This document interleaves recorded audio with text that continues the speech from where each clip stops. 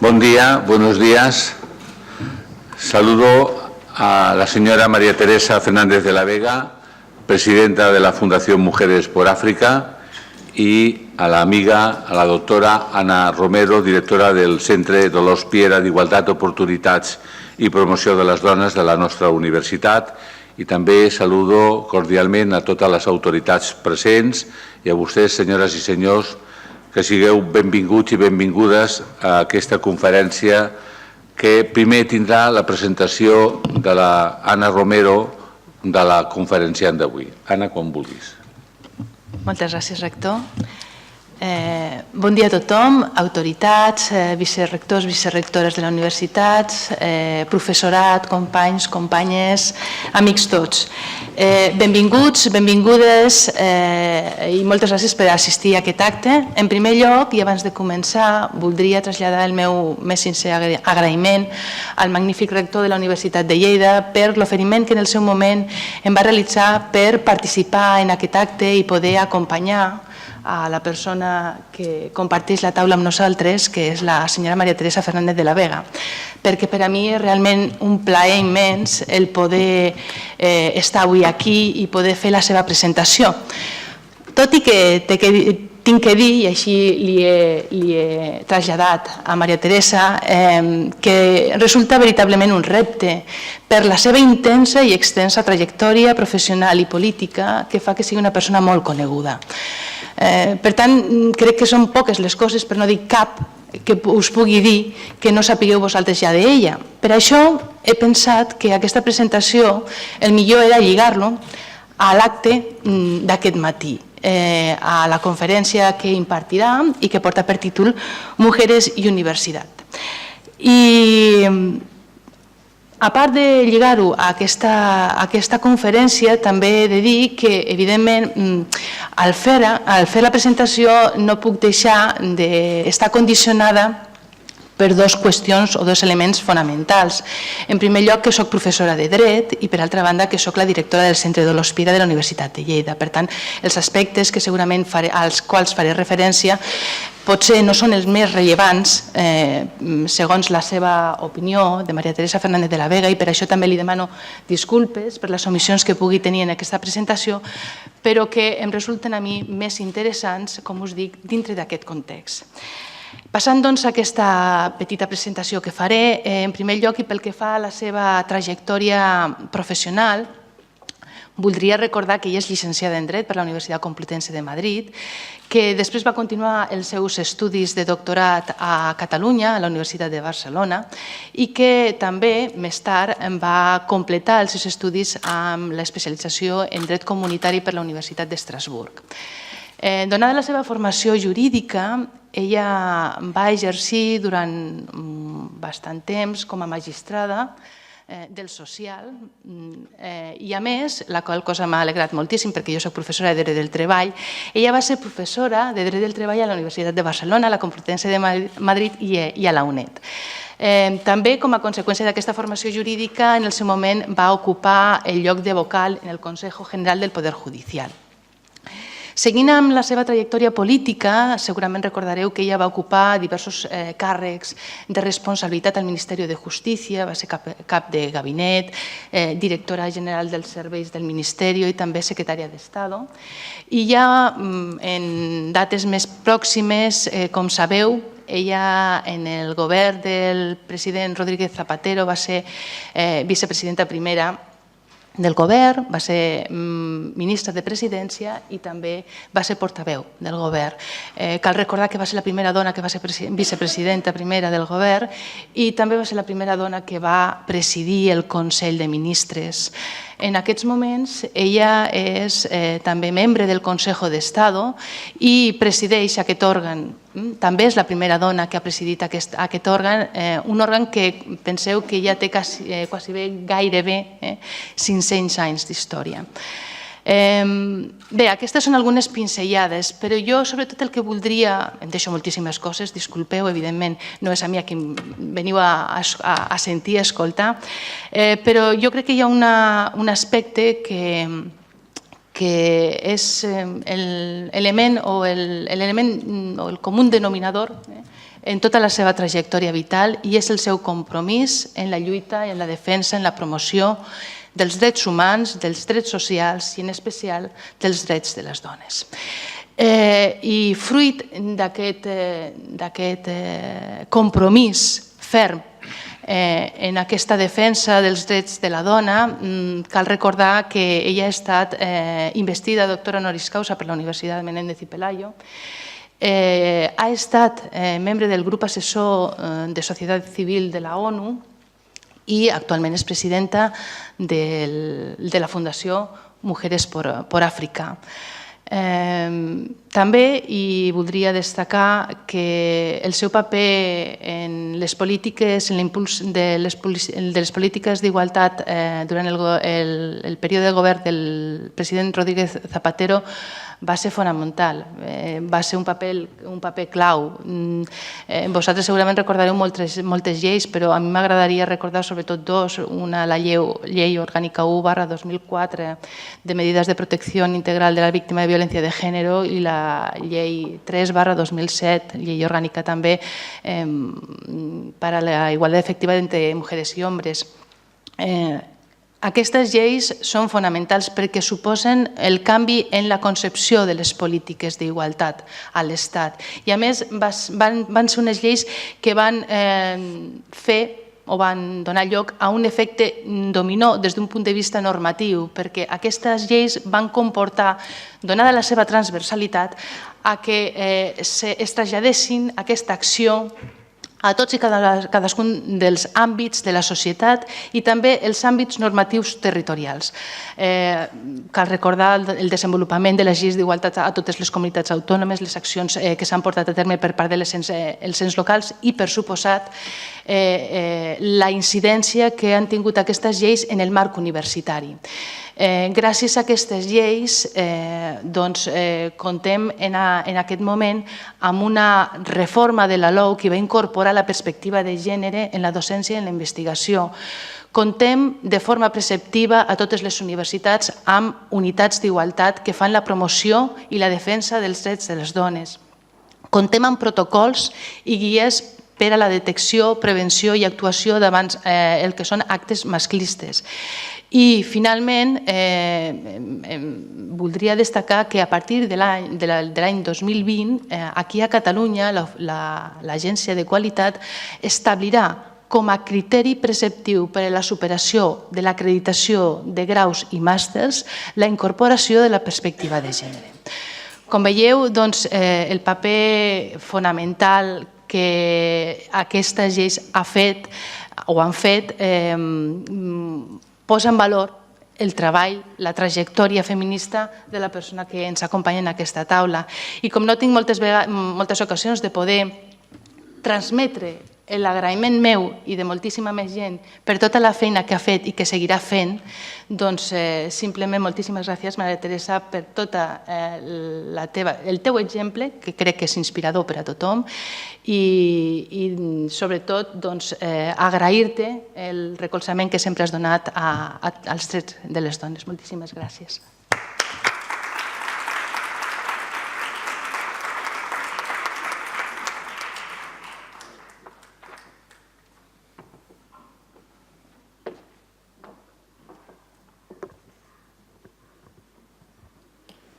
Buen día, buenos días.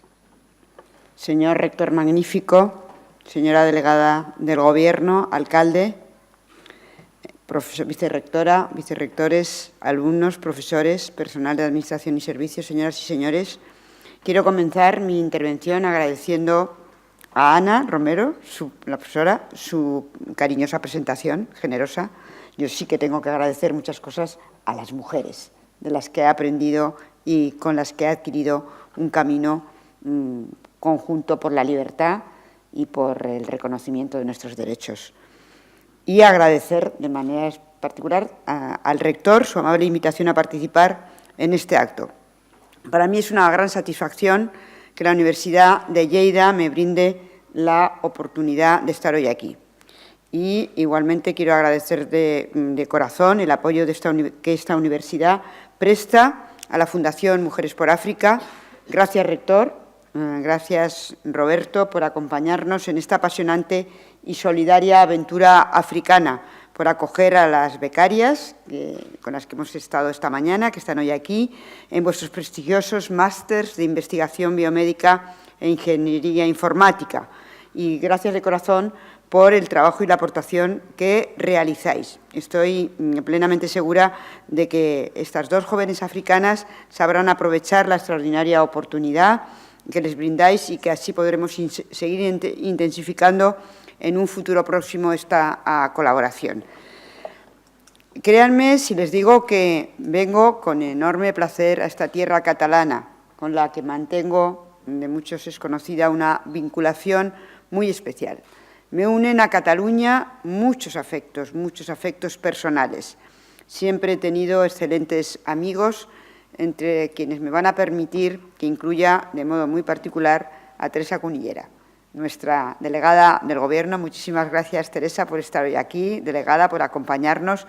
Con ella he compartido una buena parte de mi vida política y plagada de recuerdos maravillosos y de una acción siempre muy provechosa con una mujer tan inteligente como es Teresa Cunillera. Muchas gracias, Teresa, por todo y por tanto, muchas gracias por hoy también estar aquí.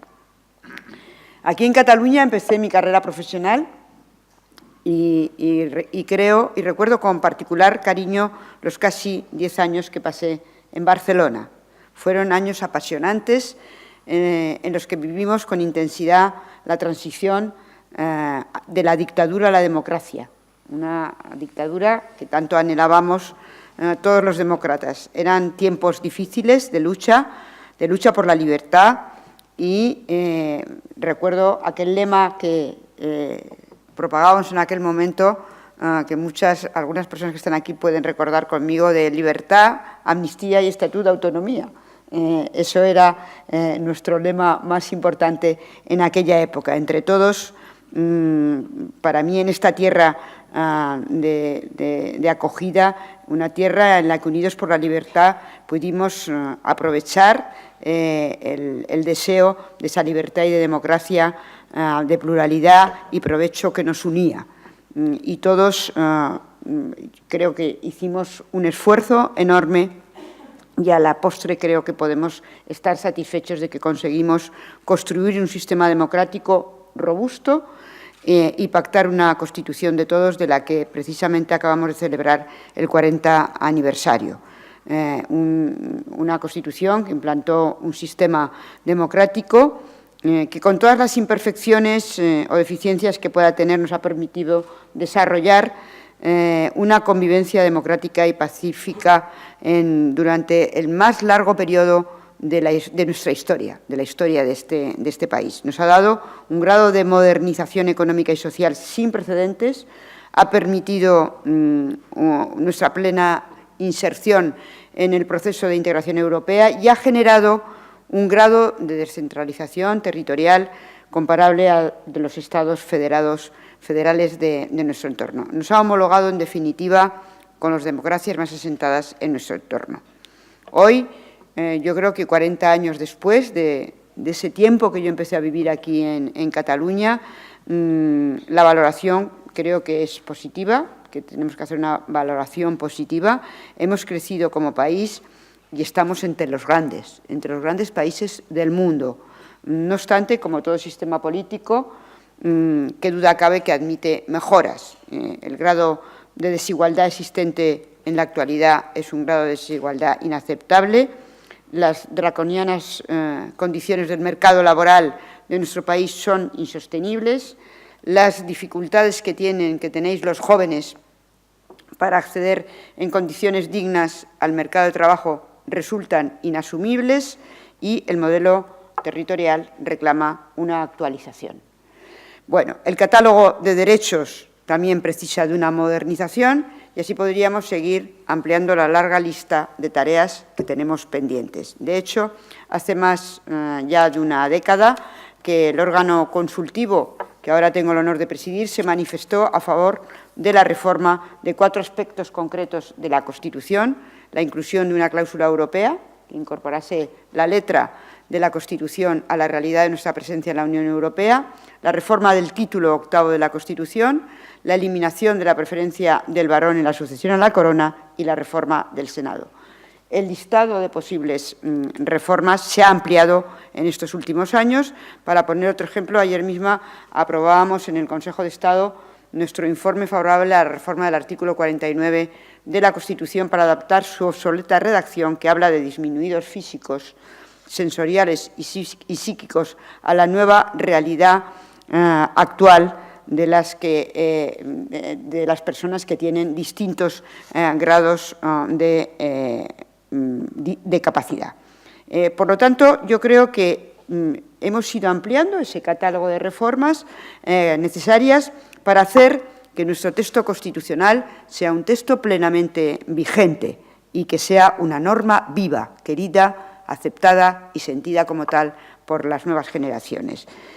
Sea ese traje del que hablaba Lowenstein que se ajuste perfectamente al cuerpo social que ha de llevarlo a cabo. Eso es lo que debe ser una Constitución. En realidad, a diferencia de lo que ocurre en los Estados cuya Constitución cuenta, además, con una cláusula de intangibilidad, como es, por ejemplo, el caso de Alemania, toda nuestra Constitución está abierta a reformas. Nuestro Tribunal Constitucional lo ha recordado recientemente y el único requisito es respetar los mecanismos de revisión que están establecidos. Esto es lograr los consensos suficientemente amplios y necesarios para poder llevarla a cabo. En definitiva, pactar. Tenemos que recuperar la cultura del pacto y del encuentro. Esa es la esencia de la Constitución, un pacto de convivencia. Esa es la razón de ser de la convivencia misma. Hablar, dialogar, negociar y pactar. Y nuestra Constitución, desde luego, deja margen suficiente para poder hacerlo y para que todos podamos encontrarnos de nuevo ahí. Pero la verdad es que no era eso de lo que venía hoy a hablarles. El tema que me han pedido que trate y que trato además con muchísimo gusto es igualmente importante que este acabo de mencionar y apasionante. Y además un tema en el que también queda mucho por hacer, aunque el camino recorrido en los últimos 40 años haya sido mucho, es una exigencia igualmente esencial para que la democracia sea efectiva. Es una cuestión que también resulta clave para la adecuada materialización del Estado de Derecho y, más en concreto, estamos hablando del imprescindible principio de igualdad. Incluso el Estado social tiene encomendadas tareas relevantes para su consecución efectiva. Me refiero, por lo tanto, a, dentro de la igualdad, la cuestión de género. Mientras la mujer mientras no logremos alcanzar la plena y efectiva igualdad frente al hombre, la Constitución de 1978 no habrá conseguido cuajar una de sus exigencias más generales. No hay Estado democrático posible si se siguen permitiendo graves discriminaciones por razón de género. Sin la participación de las mujeres en la vida política, económica y social en condiciones de igualdad y si ni siquiera seamos capaces de parar de una vez por todas la sangría de mujeres asesinadas por sus parejas, y tampoco se nos puede llenar la boca con las bondades del Estado social, si me lo permiten, las escandalosas brechas salariales entre hombres y mujeres que aún tenemos en nuestro país, no podemos hablar de democracia, no podemos hablar de Constitución. Y en esta labor, en esta imprescindible labor, no me cabe la menor duda de que la universidad, rector, es un foro esencial. La universidad es vanguardia y espejo de toda la sociedad, para toda la sociedad. La universidad está obligada a liderar esta lucha. La universidad está llamada a asumir un papel protagonista y primordial en la lucha contra la discriminación. De ahí que me agrade de manera muy particular que el tema que me haya sugerido tratar aquí hoy sea mujer y universidad. Me parece realmente apropiado que mi intervención se dedique hoy, justo a una semana antes del 8 de marzo, al inseparable binomio entre universidad y mujer. Pero antes de nada, refiriéndome a la primera parte del binomio, me permitirán que comience por reivindicar el papel de la universidad en nuestra sociedad, o mejor dicho, el papel de la universidad pública. Toda universidad juega un papel importante en la generación y transmisión del conocimiento, pero no les ocultaré que yo soy una defensora, ardiente defensora de lo público, y mucho más en el ámbito de la educación, el conocimiento y la investigación. He trabajado toda mi vida en el espacio de lo público. He trabajado toda mi vida por lo público. He tenido, además, la enorme fortuna de hacerlo en los 3 poderes del Estado y ahora desde la presidencia del más alto órgano consultivo del Estado, el Consejo de Estado. Por ello, quiero que mis primeras palabras sean para reivindicar el espacio público, el espacio de lo público, muy particularmente la universidad pública, porque, como afirma el profesor Lledó, nuestro amigo y profesor y maestro Emilio Lledó, la defensa de lo público hace vivir la democracia. Y, en verdad, el sustento de la democracia, el auténtico sustento de la convivencia social, es la existencia de ciudadanos libres, bien formados e informados. Unos ciudadanos que conformen una sociedad civil robusta, una sociedad civil siempre vigilante y atenta a que los poderes públicos no se aparten ni un milímetro de las pautas fijadas por la ley y por la ética pública. En cualquier sociedad democrática, y España no es una excepción, la universidad pública está llamada a ser siempre uno de sus referentes. Sin duda, lo que fue para mi generación, antes y durante y después de la transición.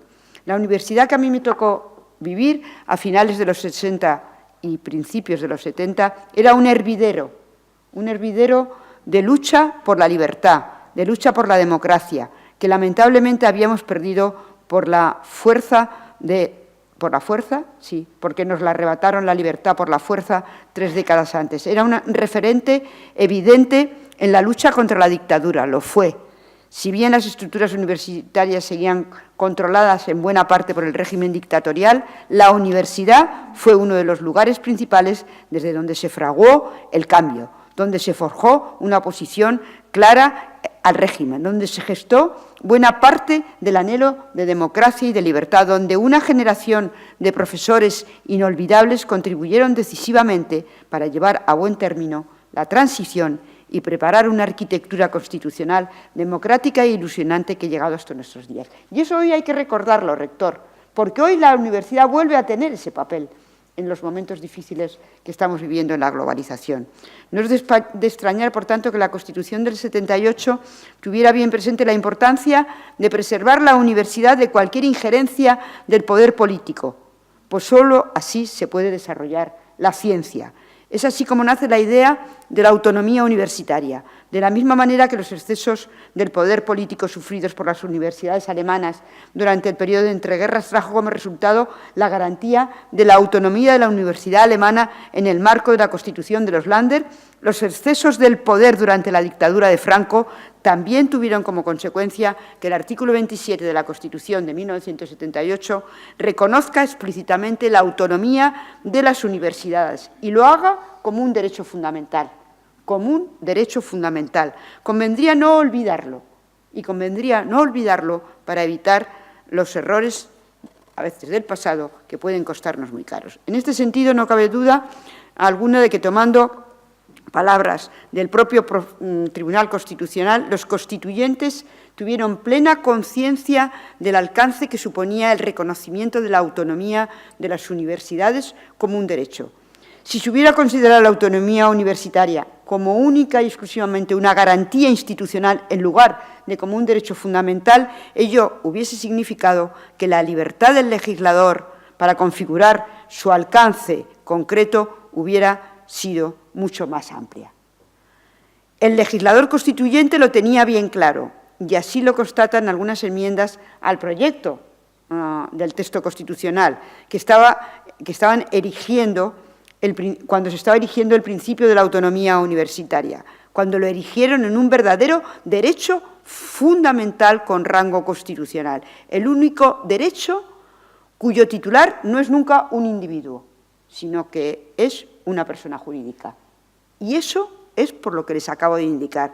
En realidad, el sentido de la autonomía universitaria no es otro que reafirmar la libertad de la ciencia frente al dirigismo, y para ello es necesario crear un ecosistema libre de injerencias.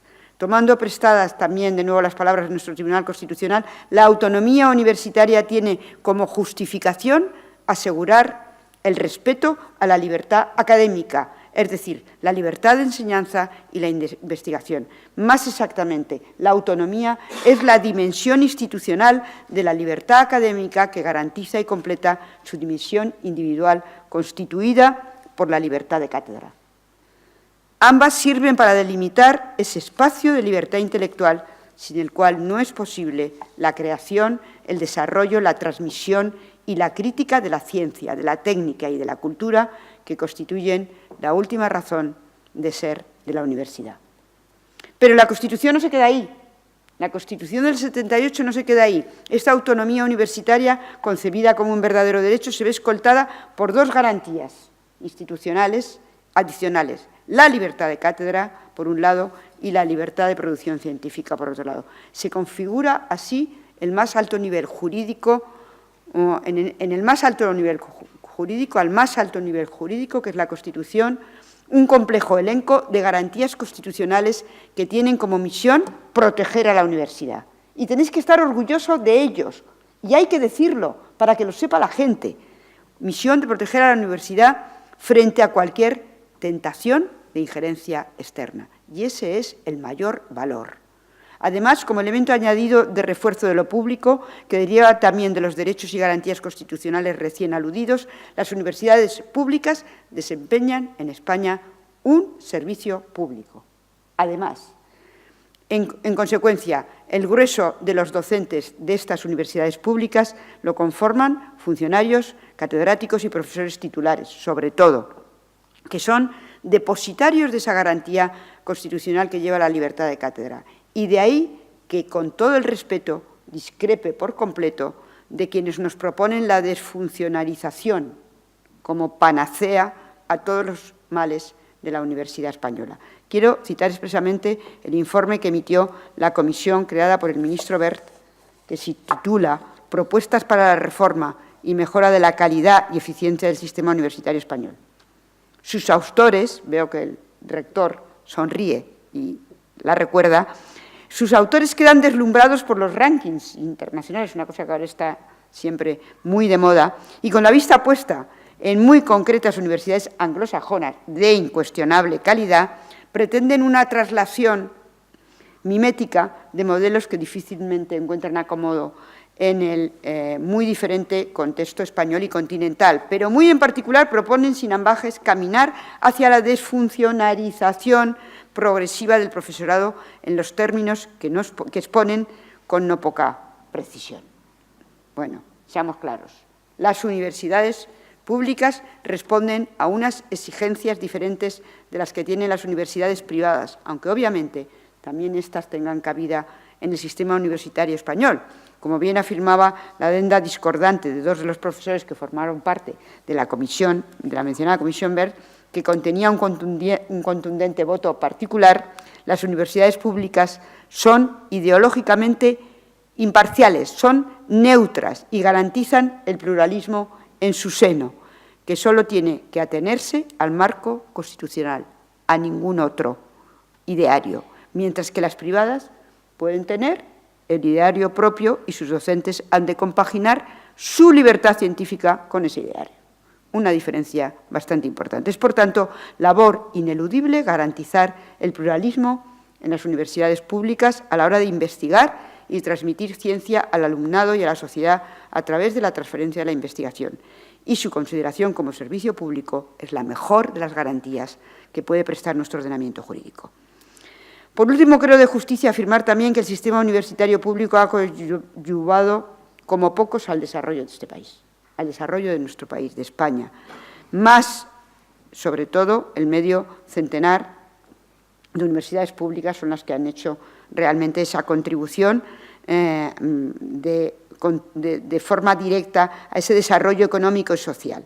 Y también a una mayor justicia social, convirtiéndose estas universidades en precisamente el ascensor social que ha permitido ensanchar la clase media española hasta unas cotas inimaginables solo unos años antes, que pueda recordar mi generación. Ha sido una palanca de cambio. La universidad ha sido una palanca de cambio para impulsar la merecida promoción social de quienes, a pesar de proceder de hogares humildes, eran capaces de aprovechar la oportunidad que les brindaba la universidad pública y también el sistema de becas nacional y autonómico para, desde el talento, el esfuerzo, el trabajo, ocupar hoy puestos destacados en el Gobierno, en la Administración, en el sistema judicial, en el sistema financiero, en las empresas, en la política, haciendo de España, de nuestro país, un país en el que el apellido no forme parte de los criterios de formación profesional. Y eso ha cambiado este país. Y hay que recordarlo. Y hay que recordarlo a las nuevas generaciones. En todo caso, lo público, la democracia y el desarrollo están estrechamente vinculados a la universidad y nos dan motivos sobrados para sentirnos muy orgullosos de lo logrado por la Universidad Española en los últimos 40 años. Nuestro sistema universitario ha dado excelentes resultados. Nosotros somos muy críticos los españoles, siempre nos parece todo lo nuestro lo peor. Pues no, yo quiero hacer aquí hoy un homenaje a la universidad desde esa perspectiva, porque la Universidad Pública Española ofrece una formación de calidad. Somos el destino favorito de los estudiantes Erasmus. Nuestros investigadores se integran hoy con toda naturalidad en las más competitivas redes investigadoras del mundo y tenemos una gestión eficaz y dinámica. Y ello merece reconocimiento unánime. Y es así. No hay que caer nunca en la autocomplacencia. Es difícil que nosotros caigamos en autocomplacencia, pero tampoco hay que caer. Al contrario, creo que es un deber cívico estar siempre atentos a los cambios, a cualquier amenaza a la universidad. El espíritu crítico, que es un elemento esencial de un pensamiento constructivo y es imprescindible en la configuración de las ideas, es además una exigencia ineludible para el ciudadano comprometido y mucho más en la universidad. Y ese análisis crítico muestra no pocos elementos para la preocupación. Hecho el reconocimiento, vamos a la preocupación. Y por una muy seria preocupación, porque creo que la universidad vive en estos momentos un momento delicado. Tengo la sensación de que vivimos un momento de transición. En parte, ese contexto de cambio profundo se ve agravado en nuestro caso por las gravísimas consecuencias de la crisis, como he señalado al principio del 2008, afrontada en la zona euro de la Unión Europea con un rigor monetarista difícilmente aceptable. Y esa crítica, esa criticable forma de afrontar la crisis que tuvimos, yo en eso soy muy crítica, se ha traducido para la Universidad Pública Española en recortes brutales. En recortes brutales que yo creo que ustedes conocen perfectamente porque los han padecido en primera persona y que han incidido muy negativamente en el trabajo ordinario y diario de los universitarios. Y por añadidura, esos recortes se han venido acompañados también por normas como la de prohibición de nuevas contrataciones o, más allá de la tasa de reposición, que ha tenido también consecuencias muy negativas para la necesaria renovación de las plantillas envejecidas y para las legítimas expectativas de la gente más joven. La crisis ha impactado también de forma muy profunda en la financiación disponible para los grupos de investigación, cuyos resultados de investigación pueden verse comprometidos. Y, por otro lado, no comparto la idea tampoco de que en España existan demasiadas universidades. No la comparto para nada. Al contrario, creo que la extensión de las universidades por toda la geografía ha tenido un efecto social, como decía antes, y económico y de desarrollo muy beneficioso. Otra cosa es si realmente todas las universidades deben ofertar los mismos estudios y quizá no esté de más plantearse cierta especialización para diversificar el modelo. Las alianzas estratégicas entre universidades son probablemente una solución inteligente para ganar la competitividad. La creación de redes nacionales e internacionales, cuyo rector y presidente ha promovido, yo creo que se han hecho imprescindibles y me constan que ya existen universidades en nuestro país el interesante trabajo conjunto que están llevando a cabo para diversificar el modelo. Las alianzas estratégicas, por lo tanto, son una solución inteligente. Es importante también que se intensifique ese proceso en torno a proyectos docentes e investigadores anclados en las especificidades de cada universidad del territorio en que se integran. Por eso, proyectos de agregación entre universidades como los campus de excelencia, que impulsó y financió el ministro Gabilondo, son una buena iniciativa para que grupos de universidades planifiquen estratégicamente su futuro sobre la base de búsqueda de excelencia en proyectos concretos. De hecho, el campus de excelencia internacional que comparte esta universidad, la Universidad de Lleida, con la Universidad de Zaragoza, La Rioja y la Pública de Navarra, yo creo que es un buen ejemplo de ello. Creo que es el único campo de esta naturaleza precisamente que reúne a estas 4 universidades. Yo quiero felicitar al rector por la parte que le toca en el impulso de este proyecto. Lo que queda ahora por ver es cómo resolvemos los 3 retos más relevantes a los que se enfrenta la Universidad Española, que es la internacionalización.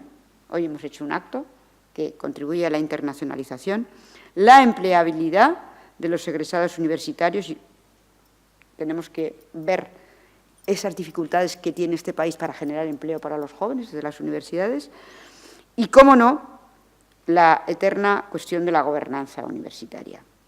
Me consta que existen 3 mesas convocadas por el Ministerio que están trabajando para el impulso de la internacionalización, lo del personal docente e investigador y el modelo de ordenación.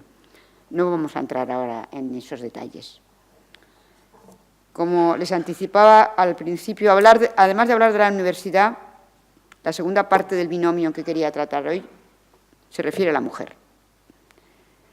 Y no voy a hablar, al hablar de la universidad, referido a la mujer, porque yo siempre hable de la mujer, efectivamente, que siempre hablo de la mujer y de la igualdad, no solo por eso, sino que lo voy a hacer porque no puedo no hacerlo, porque no se puede hablar de la universitas sin hablar de género, porque no hay universitas si no hay género. Por lo tanto, no se puede hablar de la universidad si no hablamos de las mujeres y si no hablamos de la igualdad. Pero, porque la lucha, además,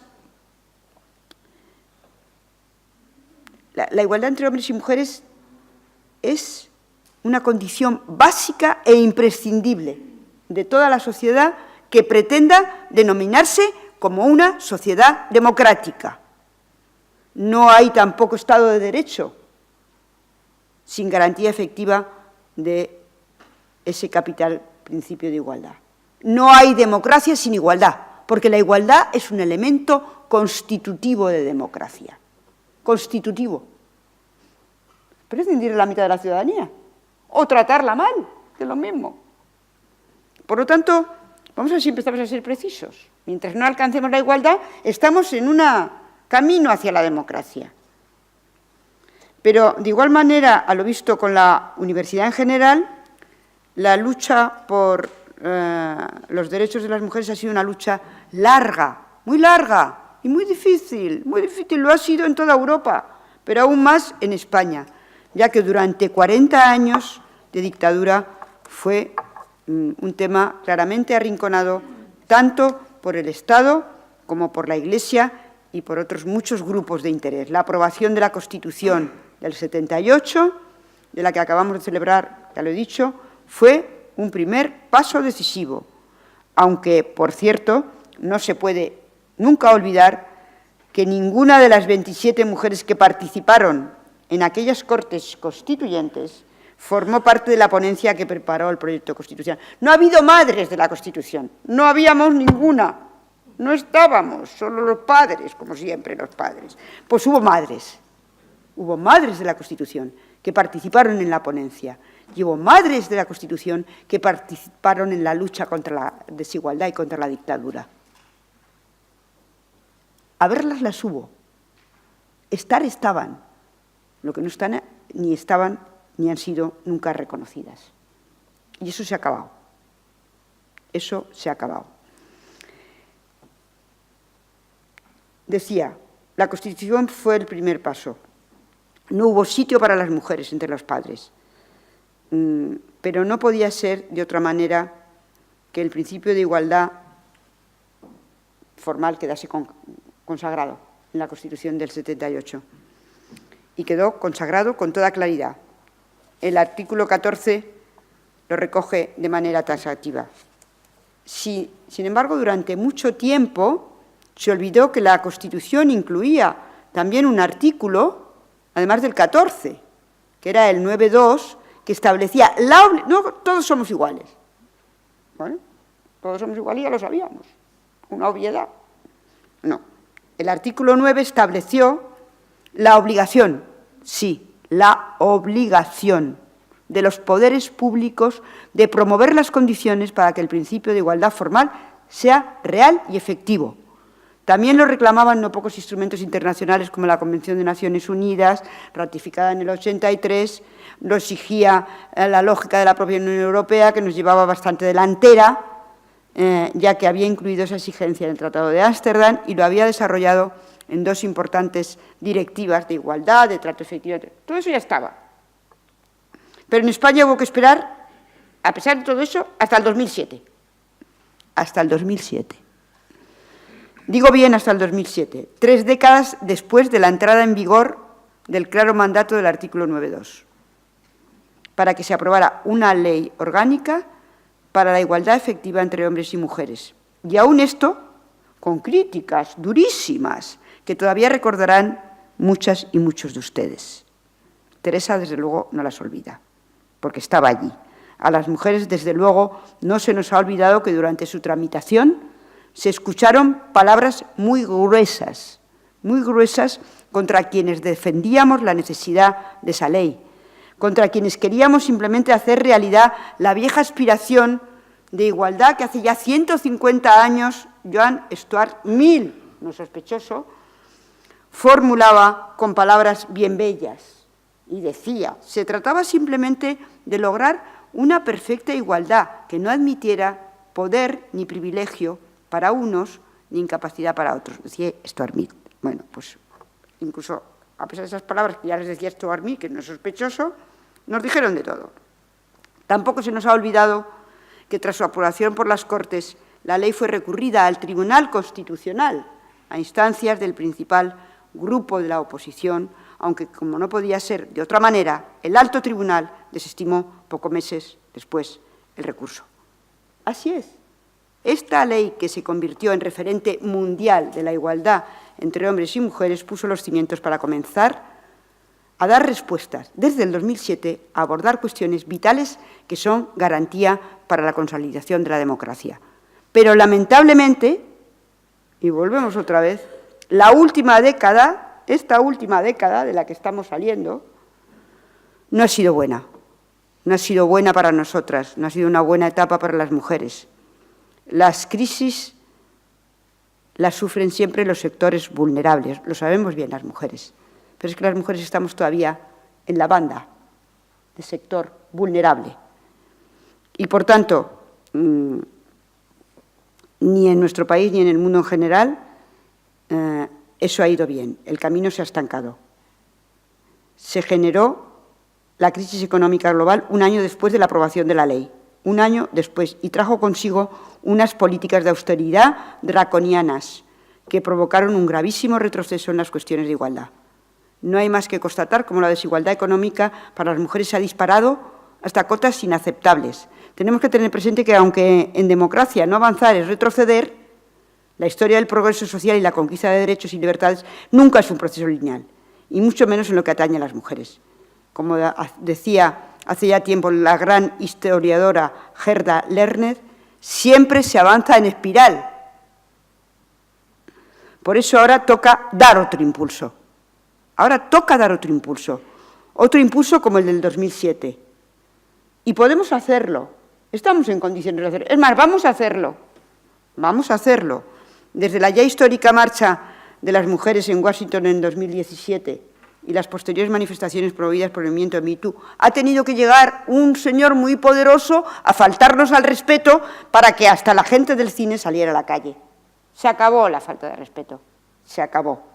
Y a partir de ahora el género ha entrado de nuevo de lleno en el debate global y lo ha hecho de una manera mucho más minuciosa, contundente que en otras ocasiones. El feminismo se ha convertido en un sentimiento ampliamente compartido y es, por fin, reconciliable con la diversidad, con lo que es la diversidad, la singularidad y la heterogeneidad de sus posicionamientos y de la ciudadanía. Porque somos diversos, somos distintos. Hombres y mujeres somos distintos. Somos distintos y viva la diferencia, y viva la distinción. Distintos pero iguales en derechos. Y mientras no entendamos que somos distintos y diversos pero iguales en derecho, no avanzaremos. Por eso yo siempre digo que de las cuestiones de la diferencia, quienes mejor entendemos somos las mujeres. Porque nos sabemos diferentes, estamos encantadas con nuestras diferencias, somos distintos de los señores, yo no quiero ser señor, pero igual, reconocimiento igual, en todo. Entonces, yo creo que en estos momentos que el feminismo se ha convertido en un sentimiento compartido y que es reconciliable con lo que les decía, por muchas burlas machistas y comentarios indignantes que aún se escuchen en algunos discursos políticos, por cierto, algunos de un tono realmente trasnochado y rancio. Sea como sea, y les guste o no, que parece que a algunos no les gusta, estamos viviendo un cambio de época en el que las mujeres vamos a tener un papel protagonista. Y para dar ese nuevo impulso en España, seguimos contando con una buena ley. La problemática real que motivó su aprobación hace ya más de una década, la ley de 2007, más de una década, por desgracia, para las mujeres, está plenamente vigente hoy. Su ideario plasmado en la exposición de motivos también. Yo he vuelto a releer la exposición de motivos. Podemos seguir suscribiéndola plenamente, porque dice que la igualdad formal ante la ley, aun habiendo comportado siendo un paso decisivo, ha resultado insuficiente. Dice el texto de la exposición de motivos. La violencia de género, la discriminación salarial, la discriminación en las pensiones de viudedad, el mayor desempleo femenino, la todavía escasa presencia de las mujeres en puestos de responsabilidad política, social, cultural y económica o los problemas de conciliación de la vida personal, laboral y familiar muestran cómo la igualdad plena, efectiva entre mujeres y hombres es todavía una tarea pendiente que precisa de nuevos instrumentos jurídicos. Eso dice la ley en su preámbulo del 2007, vigente a día de hoy y, desde luego, sigue mereciendo particular consideración la especial vulnerabilidad de las mujeres que pertenecen a minorías, las mujeres migrantes y las mujeres con discapacidad. En el fondo, los grandes retos pendientes a los que hay que responder urgentemente en clave de igualdad son 4. La violencia y el acoso contra las mujeres, las desigualdades económicas y la educación y la participación, o falta de participación más bien, en la vida política, económica y social. Sigue siendo, por tanto, necesaria, como en 2007, la prevención de las conductas discriminatorias y la exigencia de acciones positivas para hacer efectivo el principio, así como la consideración de la dimensión transversal como seña de identidad de la acción antidiscriminatoria. Y, por supuesto, la universidad, rector, de nuevo la universidad pública a la que me refería anteriormente y que tanto reconozco, es una pieza clave. Es una pieza clave de esta acción positiva a favor de la igualdad entre hombres y mujeres. En primer lugar, porque la universidad es vanguardia y espejo, como decía antes, para toda la sociedad. Pero, en segundo lugar, también porque, pese a la mejora evidente lograda en los últimos años, sigue quedando mucho camino por recorrer para alcanzar aquí, en esta casa, en esta y en todas las casas de las universidades del ámbito universitario español, esa plena igualdad entre hombres y mujeres que exigen los tratados internacionales, la Unión Europea, la Constitución y la ley. O sea, que hay que hacerlo porque nos toca y porque toca aquí dentro. La presencia de mujeres en las universidades y también en el Sistema Español de Ciencia, Tecnología e Innovación se ha ido incrementando en los últimos años, pero dista mucho de ser igualitaria. no es igualitaria, como casi nada, pero en fin. Sobre el papel hemos alcanzado, creo, una igualdad de derechos generalizada, sobre el papel, pero no hemos logrado todavía la igualdad real de oportunidades y responsabilidades. Porque las mujeres no queremos solo la oportunidad, queremos la responsabilidad, que además ya hemos demostrado que las asumimos muy bien, con brillantez, diría yo. Y es verdad que la presencia de las mujeres en la universidad es ya mayor que la de los hombres. Hete aquí, estas son las paradojas. Ocurre en España y también en prácticamente toda la Unión Europea, pero esa realidad esconde dos problemas fundamentales. El primero se constata ya en el escalón de acceso. Tomando como referencia los datos recogidos por el último informe de la Fundación Conocimiento y Desarrollo, en efecto, aparentemente la igualdad, la presencia de las mujeres en la universidad está lograda. Somos más y obtenemos mejores resultados. De hecho, representamos ya el 54,7% de los matriculados, 54,7% de los profesores del sistema universitario español de estudios de grado. Y el porcentaje se eleva hasta el 58% como referencia si los estudiantes que logran, los que logran el título de grado. Por cierto, esa diferencia a favor de las mujeres entre matriculados y titulados, que se ha mantenido constante en los últimos 30 años, es producto, dice el propio responsable del estudio, del tradicional mejor rendimiento de las alumnas que de los estudiantes masculinos. Ay, cómo me gustaría a mí oír esto todos los días. Lo oímos poquísimo, pero es una realidad que conoce todo el mundo. Y eso no es una opinión, no es mi opinión, que yo lo opino porque lo conozco, y yo doy la opinión, sino que es un hecho, que las mujeres tienen mejores resultados que los hombres en sus estudios universitarios, es una realidad incontestable que está avalada por todos los estudios realizados. Aprueban de media el 82% de los créditos en que se matriculan, 10 puntos más que los hombres.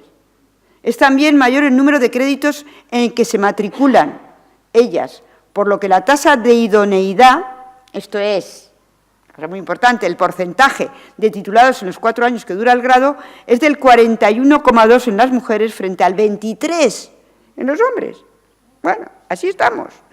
Pero si hurgamos un poco más, y yo me gusta hurgar en la herida para ver qué sacamos, esas cifras, se puede constatar fácilmente que el peso relativo de las mujeres sigue siendo muy diferente según las titulaciones. Las mujeres se siguen concentrando, seguimos concentrándonos en determinados estudios tradicionalmente asociados al desempeño femenino. Y esto proyecta desde el inicio de la carrera universitaria unos efectos perversos para los escalones superiores del proceso formativo y laboral. Así, por ejemplo, las mujeres siguen representando más del 80% en 11 campos científicos, entre ellos enfermería, traducción, interpretación, educación infantil, etc. Superamos el 60% en artes y humanidades, que no porque no tengan mucha importancia, no se las quiere dar, luego la tienen, y mucha.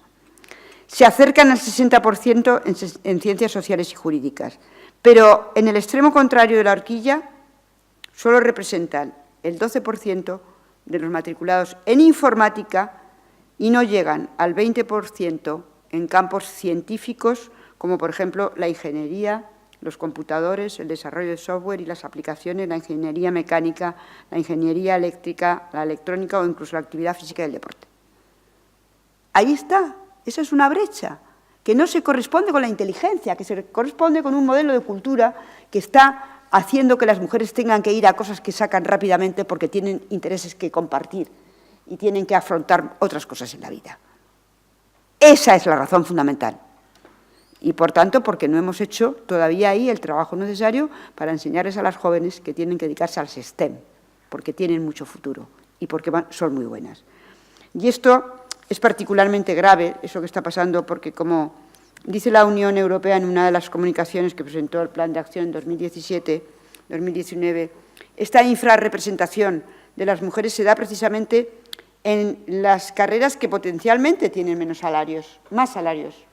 O sea, están mejor pagados, específicamente en las ciencias, salvo el sector biosanitario y en las de carácter tecnológico, que a la vez se tratan ámbitos que tienen mayor proyección de demanda futura en el mercado de trabajo. Por lo tanto, hay que hacer un trabajo desde las universidades para que las mujeres participen en plenas condiciones de igualdad, pero hay que garantizar otras cosas, porque si no, no podremos. De hecho, por ejemplo, en esta universidad he hecho un estudio, rector, supongo que os lo sabéis muy bien, yo creo que es un buen ejemplo de esa situación, porque de los 12.568 estudiantes que tuvieron el curso pasado, hay un claro predominio femenino. Esta universidad responde a ese modelo en donde hay más mujeres, 7.199 mujeres frente a 5.339 hombres. Lleida. Y se mantiene en todos los niveles, grado, máster y doctorado, ese porcentaje. Pero si no estoy mal informada, son en realidad datos del 2015, publicados en La Vanguardia. En la Escuela Técnica Superior de Ingeniería Agraria son claramente mayoríos los chicos, 69,63. Y también en la Escuela Politécnica Superior es abrumadoramente mayoritaria la presencia masculina. El 81,55 de los titulados son hombres.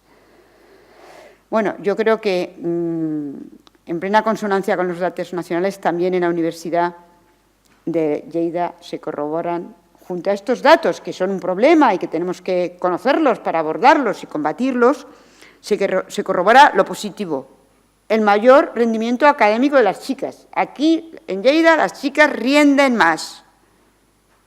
Esos son los datos oficiales de esta universidad. Y se constata que dedican, además, menos tiempo y sacan mejor rendimiento. Una duración media de sus estudios de grado y máster inferior a la de los chicos. Y sacan mejores notas, sacamos mejores notas, no porque seamos más listas, por lo que sea.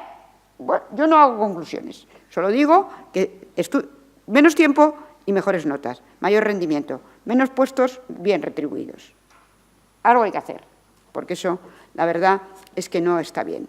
Ese es un primer problema. El segundo problema radica en la llamada segregación vertical por género.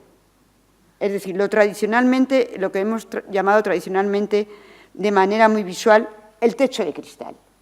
El techo de cristal en virtud del cual las mujeres no solo pueden progresar hasta un cierto punto en sus carreras universitarias antes de llegar a alcanzar ese techo de cristal infranqueable. En realidad, por desgracia, pueden progresar bien poco, ya que desde las primeras etapas de su carrera universitaria quedan relegadas a una segunda posición que se va agravando a medida que ascendemos en la escala jerárquica. Veámoslos de nuevo en datos concretos. En el primer escalón de acceso a la carrera profesional académica también se constata claramente este problema. Y lo he visto también aquí en esta universidad, que creo que es el campo en el que hoy estamos analizando. De los 238 becarios de investigación, 141 hombres, 141, 97 mujeres. De los investigadores de formación, en formación, los hombres superan a las mujeres, 89 frente a 59.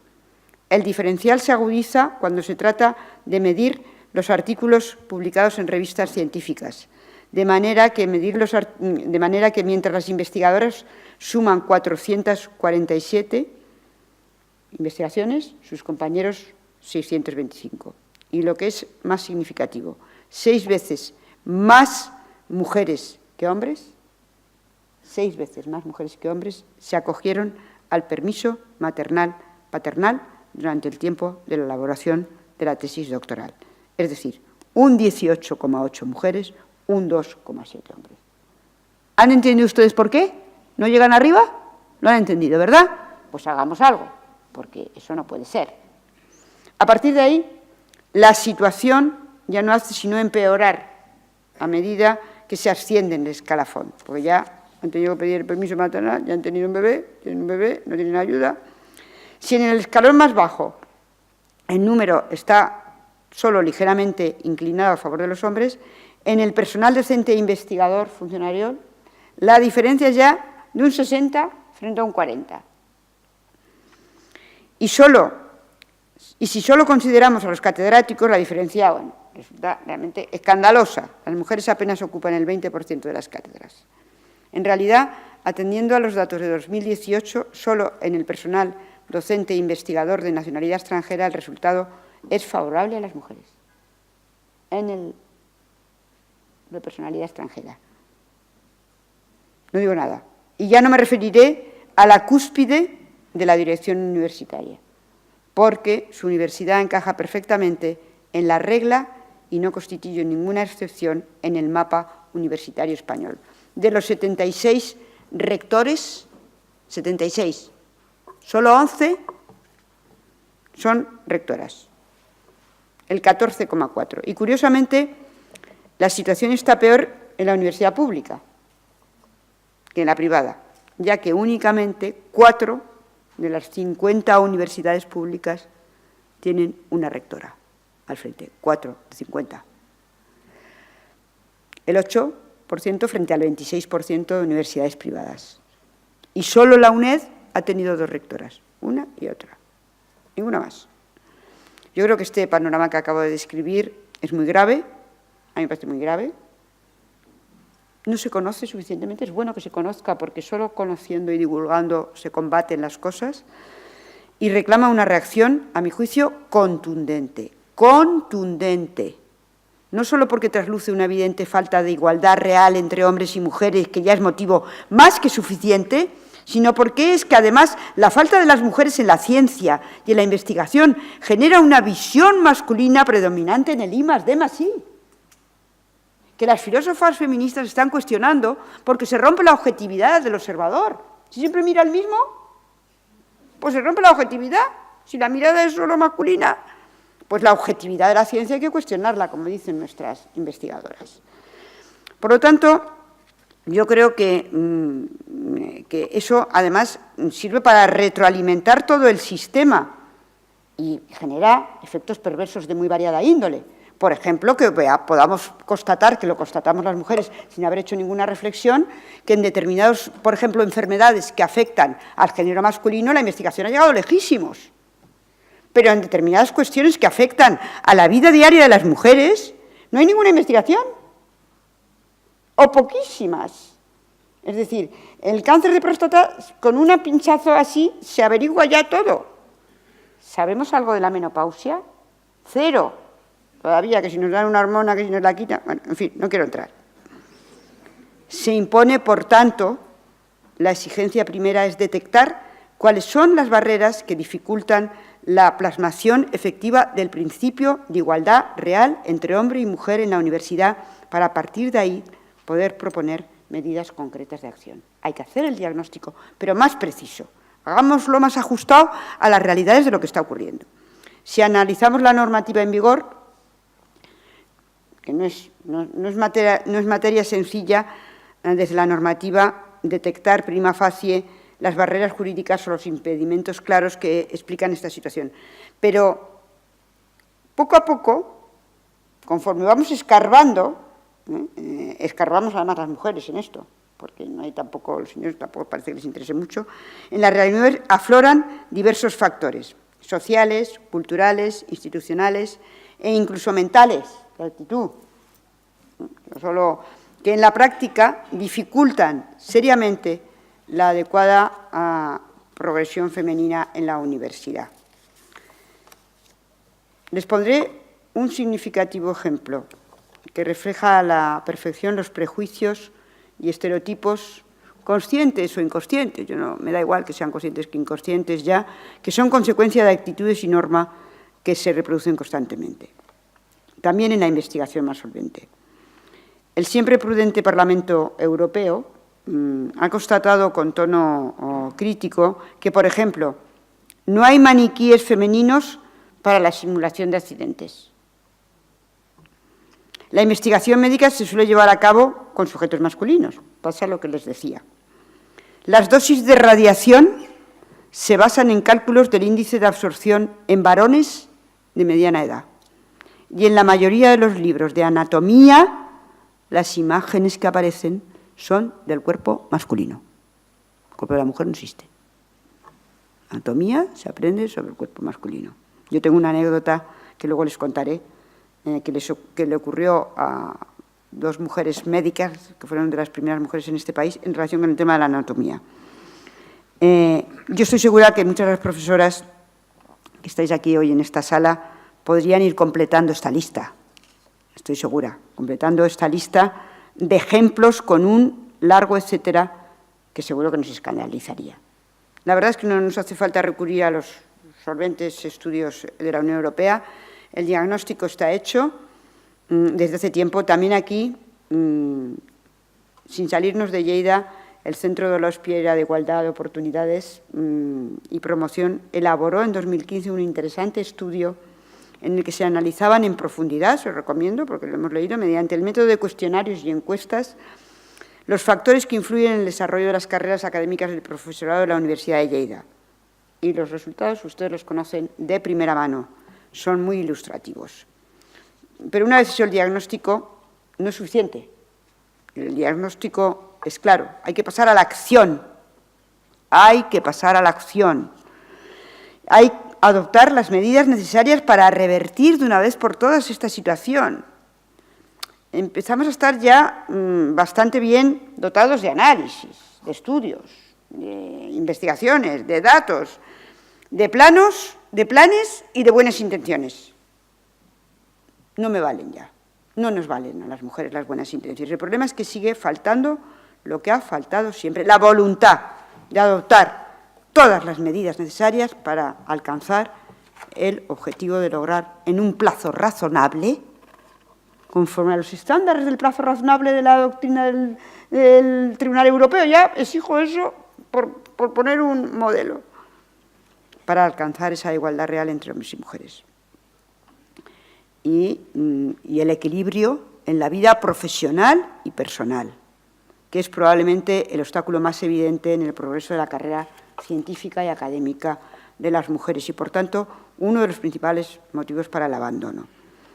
Pero no basta solo tampoco con medidas en la carrera profesional y personal. Son necesarios cambios institucionales que vayan haciendo desaparecer las barreras difusas de igualdad. Pienso, por ejemplo, en medidas para combatir la segregación vertical y promocional, la participación de las mujeres en los centros de poder. ¿Por qué no se promocionan a las mujeres en los centros de poder? Si hemos demostrado que ejercemos el poder muy bien, pues siempre tiene que venir a alguien, a algún varón, al que hemos convencido para que nos ayude. No queremos ayudas, queremos ejercer nuestros derechos. Los equipos de gobierno, de poder en todos los ámbitos, empezando por aquí, por todos los sitios. No basta la red de comités y comités en donde estamos. No queremos estar en los comités, queremos estar en el poder donde se toman las decisiones.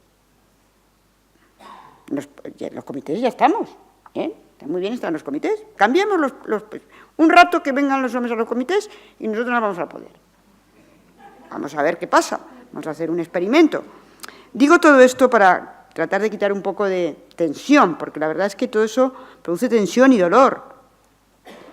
Desde los comités, que está muy bien, de concesión de proyectos de investigación, pues no hace falta mucha imaginación para hacerlo bien en esos comités. Está muy bien y estamos muy honrados de estar en esos comités. Pero, por ejemplo, tanto el Instituto Europeo de Igualdad de Género como el Programa Horizonte 2020 de la Unión Europea dan pautas para ello, dan pautas para que lo hagamos. Hace no pocas semanas tuve el honor de visitar en Vilnius, que es la sede del Instituto Europeo de Género, la importancia vital que la directora del Instituto concede a la cuestión de la mujer en la universidad, rector. Es uno de nuestros elementos fundamentales para avanzar. Por tanto, el ámbito de actuación de la universidad se queda pequeño para discutir el problema. Es indiscutible, eso es indiscutible, pero es que desde la universidad se puede llevar a cabo una movilización social muy importante. Y la vamos a llevar a las mujeres desde la universidad, también la movilización. Son importantes campañas de sensibilización dirigidas tanto a hombres como a mujeres, la educación en valores, en igualdad, desde las primeras etapas formativas, es capital, ya que las opciones de estudio en una carrera o en otra se toman en edades muy tempranas, y en ocasiones son irreversibles. Por ello, yo creo que es particularmente útil el fomento de modelos femeninos positivos en todos los niveles de la educación, destacando los logros históricos y contemporáneos de las mujeres en todos los campos de la ciencia, de la tecnología, del emprendimiento, en los puestos de dirección. Para ello, por cierto, acciones como la de la Semana de la Ciencia es particularmente espectacular. O el Día Internacional de la Mujer. Es un día al año, pero se nota. Y últimamente está teniendo mucha presencia y espero que la siga teniendo. Por eso esta universidad es buena muestra de muchas de las acciones que se pueden emprender y la aprobación por esa universidad de un plan de igualdad entre hombres y mujeres, como el actualmente en vigor, 2016-2019, yo creo que es muy necesario. Y yo quiero felicitar a la universidad por el trabajo, y a la profesora por el trabajo hecho, de un trabajo necesario, en donde se recogen a la perfección los objetivos para alcanzar en sus 4 líneas estratégicas, lo he mirado y me ha parecido que está muy bien ese trabajo. En este mismo sentido ya existen ejemplos relevantes, por ejemplo, el potencial de acción conjunta entre las varias universidades. También ahí hay que hacer una acción de las mujeres. Me parece digna de encomiar la labor que está desarrollando el Instituto Interuniversitario de Estudios de Mujer y Género, en el que también participa esta universidad, con otras catalanas, y reunir bajo el paraguas del Instituto a la gran mayoría de los grupos de investigación dedicados a estudios de mujer y de género en Cataluña. Creo que es un gran acierto y tenemos que sacarle más partido a esa iniciativa y aprovechar las sinergias en la investigación. Yo creo que concentra talento investigador en torno a los temas de género, facilita una participación más efectiva en convocatorias competitivas de proyectos de investigación y la visualización del resultado de los investigadores, porque se están poniendo de manifiesto pues, las diferencias que resultan de investigaciones que se llevan a cabo referidas a las mujeres o a los hombres, porque, repito, es que somos distintos. Bueno, hágannos caso, escúchennos y déjennos, si no hacerlo en nuestro nombre, que no queremos, que hagamos nosotros las investigaciones. Yo creo que para ser justos y cultivar el espíritu crítico me permitiré hacer alguna observación crítica también en esta casa, rector. Hay que hacer cosas en esta universidad y como presidente de la CRUE en todas. No es suficiente, sobre todo porque las universidades son una plataforma buenísima para el cambio. Lo fueron, yo he vivido como lo fueron y siento que son clave para el cambio. Aquí están las jóvenes, aquí están los jóvenes, aquí vienen y de aquí salen, y salen a la vida, y tienen que salir a la vida con sus cabezas cambiadas. Y, por tanto, el papel a desempeñar por la universidad es muy importante. Yo soy muy partidaria de las medidas activas, de las políticas activas, de las cuotas. Yo soy muy partidaria de las cuotas, sí. Yo soy una mujer, yo siempre he dicho que soy una mujer cuota. Es verdad que a las jóvenes no les gustan las cuotas, ya, porque esto siempre ocurre. Las medidas que adoptamos, el patriarcado las criminaliza todas. Y, claro, las jóvenes dicen, yo no quiero ser cuota, yo me lo merezco. Y tienen razón, ella se lo merece. Pero es que antes que ella no había muchas que se lo merecían y no estaban. Cuando hablamos de las cuotas no queremos cuotas, pero mientras no sea necesario, tiene que haber cuotas, porque hay que revertir la situación. Pero el patriarcado ya se ha encargado civilinamente de decir, si es que tú te lo mereces, niña, ¿para qué quieres una cuota? Tú te lo mereces. Y las jóvenes han entrado a saco en ese discurso. Y tenemos que hacer el esfuerzo para decirles, sí, claro que te lo mereces. Bueno, nos lo merecemos todas. Pero eso no significa que no haga... Nos ha pasado en todo, siempre ha sido así. Cosa que avanzamos se criminaliza. Ahora no me gusta la cuota, ahora no me gusta esto, ahora no... Y así vamos para adelante y para atrás, ¿no? A las mujeres nos matan por el hecho de ser mujeres. A las mujeres nos violan y ultrajan sin una reacción suficiente de los poderes públicos. Las mujeres sufrimos acoso sin que la reacción social sea todo lo contundente que debiera ser.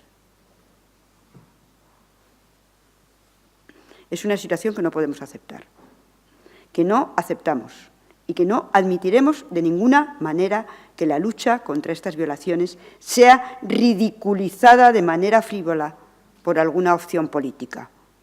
La defensa del derecho a la vida y a la integridad es una cuestión lo suficientemente seria para no permitir relativizaciones ni frivolidades de ningún tipo. Es una violación intolerable de derechos esenciales, que es motivo de escarnio y vergüenza. Y un foro como el de la universidad es un lugar muy adecuado para levantar la voz y denunciar sin tapujos esta intolerable situación. Las aulas son el lugar adecuado para hacer un llamamiento a la civilización cívica contra la violencia. No es posible, no es tolerable, no es asumible que no se entienda, y no voy a contar algunas cosas que no puedo, que el no es no. Porque el otro día me decía alguien, es que no es tan fácil lo del no es no. Ah, pues es facilísimo. Si es no, es no. Pero ahí estamos, ¿eh? Todavía estamos ahí. Por lo tanto, yo creo que este no es un tema que hay que dejar solo en manos de las mujeres, sino que es un deber cívico de todos los ciudadanos. También, por supuesto, de los hombres. La igualdad entre hombres y mujeres es un eje vertebrador de la calidad democrática de un país y una exigencia primera en el sistema de protección de los derechos humanos. Sin igualdad entre hombres y mujeres no hay democracia auténtica ni convivencia armónica. Por tanto, es labor de todos luchar con nuestras fuerzas para alcanzar este ideal. Muchas gracias.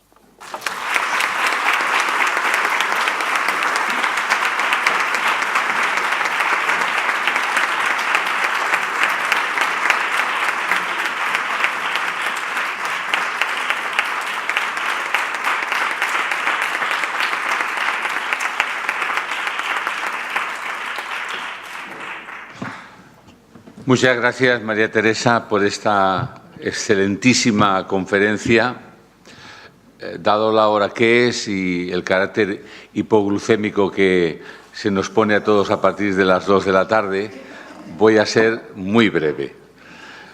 No sé si acabar mi ciclo de rector, porque con la cantidad de deberes que me ha puesto María Teresa, voy a pedir que se reformen los estatutos de la Universidad de Lleida, por lo menos un par de meses, a ver si podemos hacer alguna cosa en favor de todo lo que me has dicho. Dejadme que haga solamente 3 pequeñas reflexiones para irnos ya a comer y acompañar a Teresa también a lo mismo. En primer lugar, la primera vez que conocí a María Teresa, que no fue por televisión, sino en directo, no a la hora de comer dándonos las noticias, sino en su despacho de la Fundación, pues la verdad es que me impresionó muchísimo. Me sedujo, yo intenté seducirla en el sentido intelectual, en el sentido institucional, y yo creo que acabé seducido yo. Y de esa seducción un día me llamó y me dijo, oye, presidente de la CRUE, mira, hay un acto modesto, pequeñito, que voy a montar en Madrid sobre los temas de la mujer y demás, ¿podrías venir? Y yo, naturalmente, obediente como soy, dije, por supuesto. El acto fueron 500 personas, 6 ministros, todo Madrid. Y le dije en público, estoy muy enfadado contigo porque me has mentido, porque el acto pequeñito era un acto maravilloso. Pero lo que sí aprendí ya aquel día es que María Teresa tiene una capacidad de convocar para grandes proyectos a tirios y a troyanos. Y yo creo que esa es una de sus características esenciales en lo poco que yo la conozco. Es como una mujer paradigma entre mujer del Renacimiento capaz de tocar muchas teclas y tocarlas todas a la vez, pero al mismo tiempo de mantener una perseverancia, tozudez, a prueba de bomba a partir de sus propias convicciones personales, que suelen ser convicciones personales que afectan a lo público, a lo social y a los derechos humanos. Y por eso, María Teresa, para mí es un honor que estés hoy con nosotros, es un honor que podamos colaborar con Mujeres por África y te aseguro que este no es el principio de una gran amistad, sino la continuidad de una amistad que seguro la Universidad de Lleida, venga quien venga de rector o de rectora, va a continuar porque la empresa se lo merece. La segunda reflexión va para Pascalín, para Emilia, para las que están allí al fondo.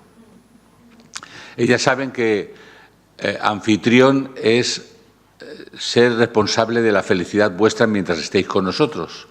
Y haremos todo lo posible, gracias a Astrid Ballesta, la vicerrectora, y al conjunto de los servicios de la Universidad de Lleida. Pero les he dicho antes, y ahora me gustaría decirlo en público, una cosa que me parece muy importante. Por favor, enseñarnos. No vengáis solo aquí con nosotros para que nosotros os podamos formar en algunas cosas, que probablemente sí, os podemos formar en algunas cosas, pero al mismo tiempo formarnos vosotras, a nosotros, en esas maravillosas culturas africanas que tanto han dado a la humanidad, a pesar de que el colonialismo y el neocolonialismo las sigan despreciando. Por tanto, aprovechar el tiempo que estáis aquí para enseñar a este rector, a su equipo y a vuestros compañeros de aula. Porque el hecho de que haya mujeres por África no es casual. Podría ser hombres por África, tampoco pasaría nada, pero quiero decir, desde el punto de vista emancipatorio tampoco pasaría nada, pero está bien que sean mujeres por África, por una razón fundamental, porque al colonialismo territorial entre naciones hay también el colonialismo de género entre hombres y mujeres. Y en ese sentido lo hay en todo el planeta, pero efectivamente en África tiene sus propias características. Y solo formándoos las mujeres que tenéis vocación de volver a vuestra tierra es como empezaremos a ayudar a que ese neocolonialismo de género interior en cualquier país, pero también en África, sea cada vez menor, de menor intensidad, hasta que lo derrotemos.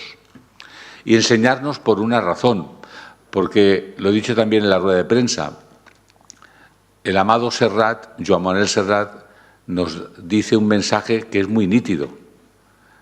Lo común me reconforta, lo distinto me estimula. Lo común, la especie humana.